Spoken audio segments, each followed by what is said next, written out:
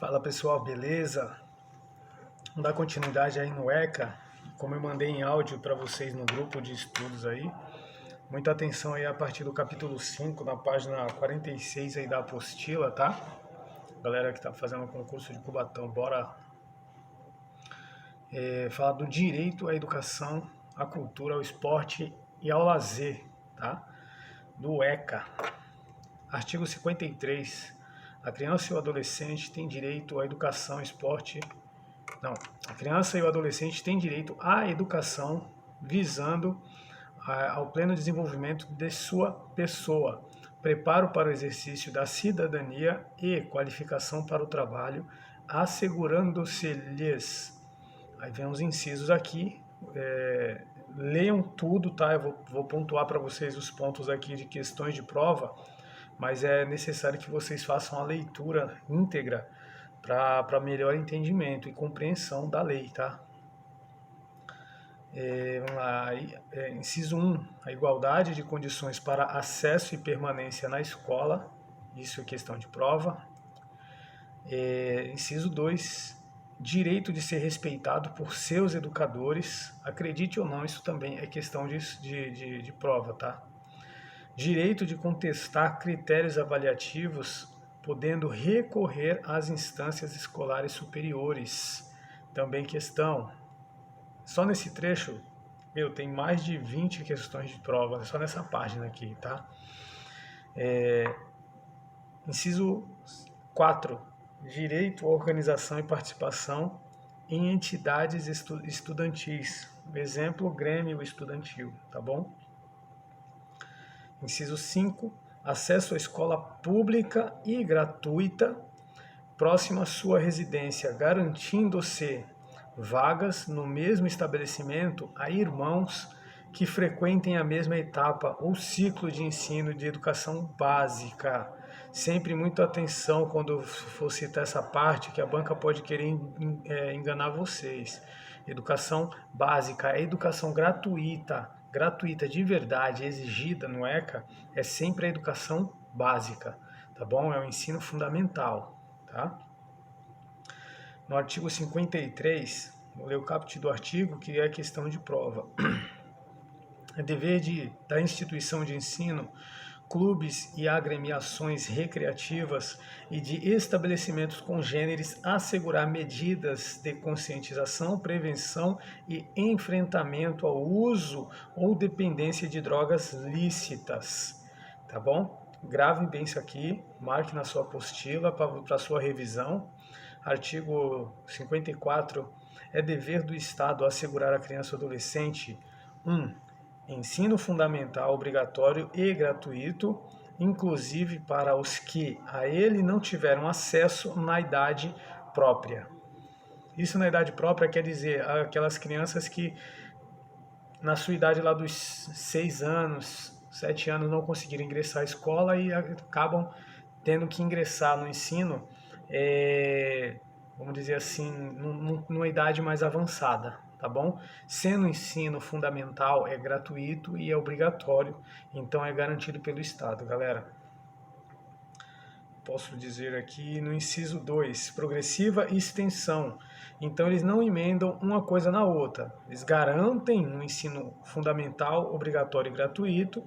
Aí no inciso 2 fala da progressiva extensão da obrigatoriedade e gratuidade ao ensino médio, tá? Então, a progressiva extensão, então a lei vai garantir a progressiva extensão da obrigatoriedade e gratuidade ao ensino médio. Lembrando que aquela parte do ensino superior, ele não é garantido gratuidade. Diz a lei que ele é apenas, a pessoa tem que, o Estado tem que garantir o acesso, porém ele é garantido por mérito, tá? Ele é alcançado por mérito, né? O Estado garante o acesso e a pessoa alcança por mérito, tá bom? Isso está na Constituição Federal.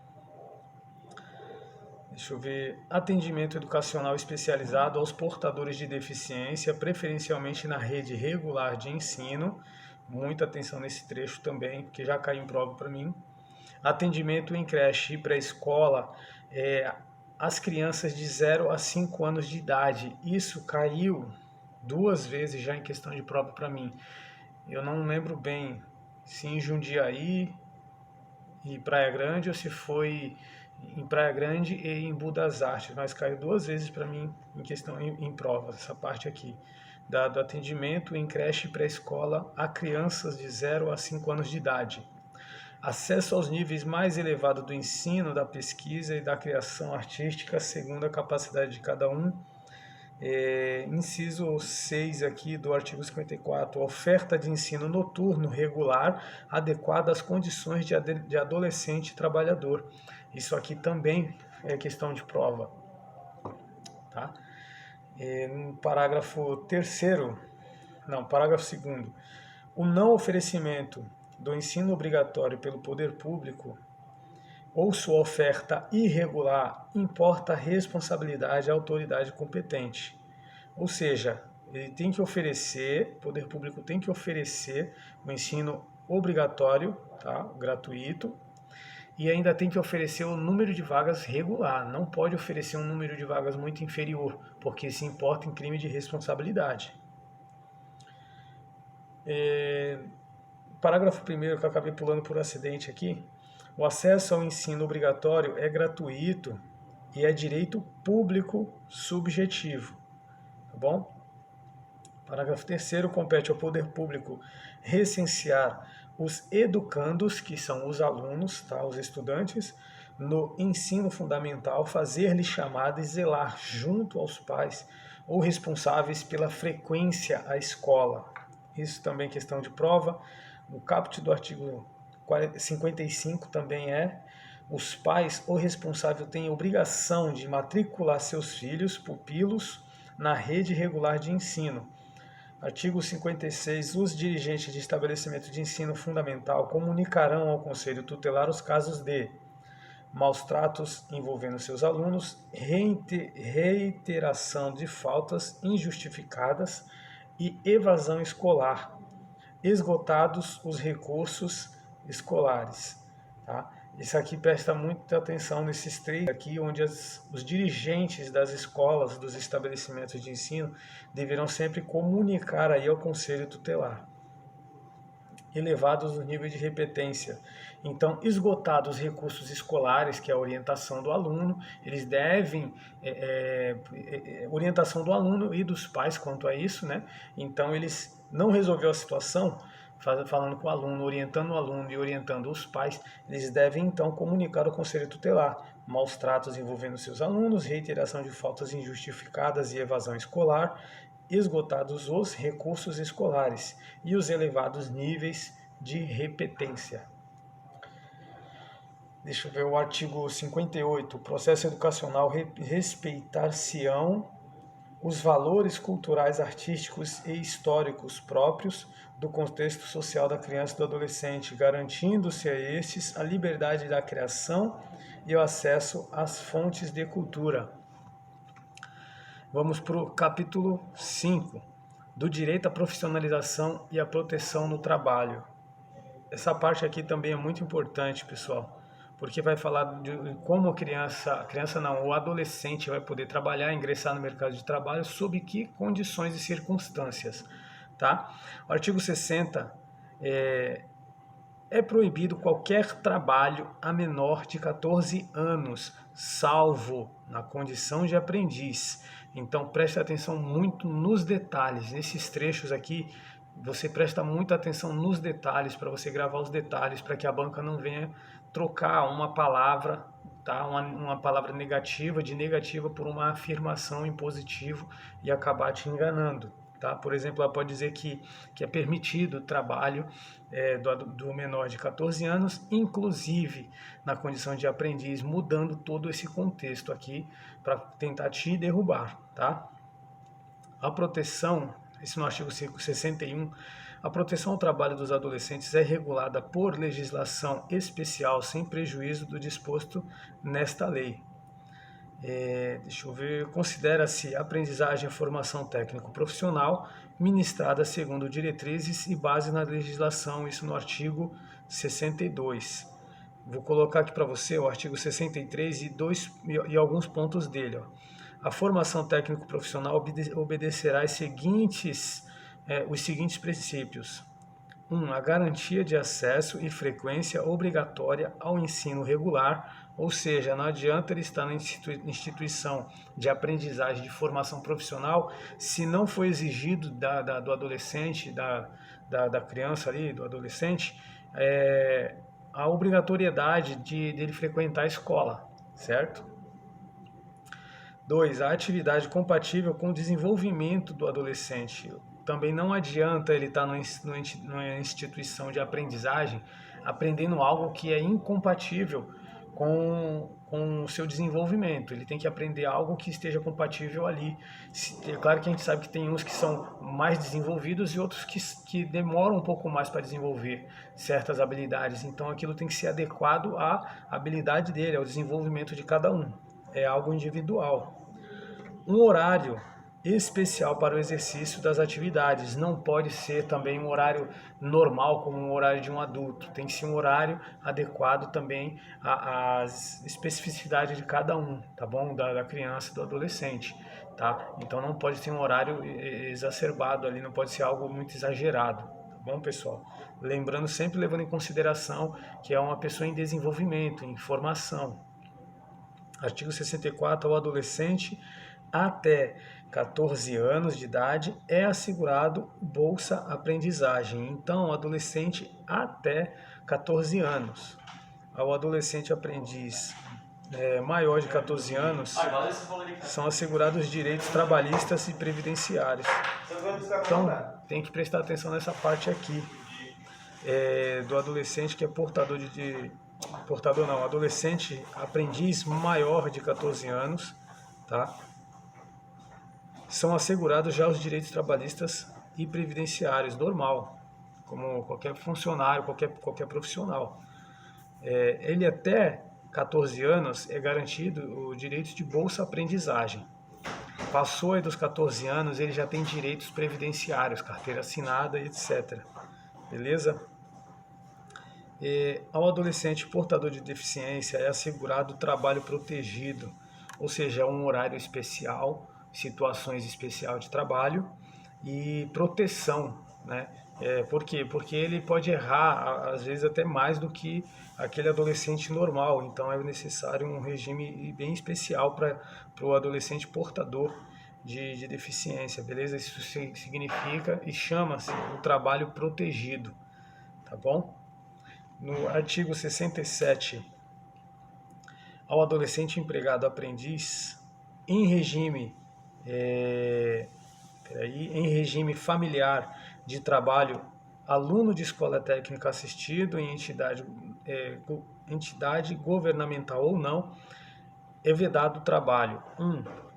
Noturno, realizado entre as 22 horas e as 5 horas do dia seguinte. Vou dizer uma coisa para você aqui.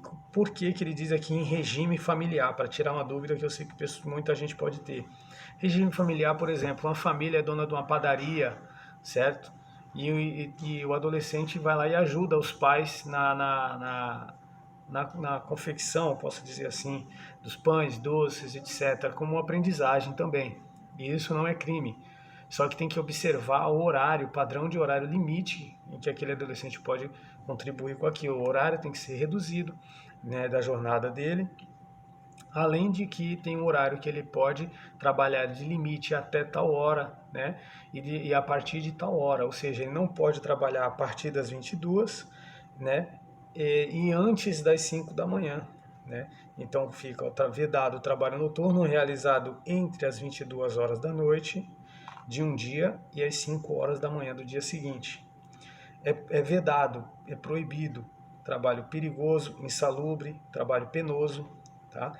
Trabalho realizado em locais prejudiciais à sua formação, ou seja, atrás de um balcão de um bar, né? Trabalhando com bebidas alcoólicas, vendendo cigarro, essas coisas também não pode, porque é prejudicial à formação de seu desenvolvimento físico, psíquico, moral e social. Trabalho realizado em horários e locais que não permitam a frequência à escola, entendeu? Então não pode, um exemplo aí, aquele adolescente que ele trabalha, ele não tem tempo, prejudica ali o horário dele ir à escola. Como eu falei, a jornada dele tem que ser reduzida para que ele tenha um horário de repouso adequado e para que ele possa garantir a sua frequência escolar. Beleza? No artigo 68, deixa eu ver, a gente vai pegar aqui, ó. O programa social que tenha por base do trabalho educativo sob responsabilidade de entidade governamental ou não governamental sem fins lucrativos deverá assegurar ao adolescente que dele participe condições de capacitação para o exercício da atividade regular remunerada. No parágrafo 1º, entende-se por trabalho educativo a atividade laboral em que as exigências pedagógicas relativas ao desenvolvimento pessoal e social do educando prevaleçam sobre o aspecto produtivo.